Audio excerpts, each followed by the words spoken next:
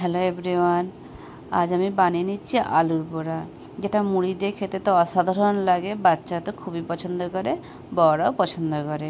তাই আমি অল্প আলু নিয়ে নিলাম, তাতে জিরে গুঁড়ো, মৌরি গুঁড়ো, ধনে গুঁড়ো দিয়ে দিলাম, আদা বাটা, কাঁচা লঙ্কা কুচি দিয়ে দিলাম এবং বেসন নিয়ে নিলাম। বেসনেতে আমি অল্প নুন, খাবার সোডা, অল্প জল দিয়ে বাটাটা মিক্স করে এক ডোর বানিয়ে নিলাম এবং আমি যে আলুর মিশ্রণটা ছিল সেটা আমি মাখিয়ে নিলাম, মাখিয়ে গোল গোল শেপ করে নিলাম।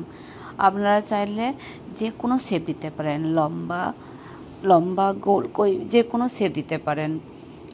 আমি গোল শেপ দিয়েছি।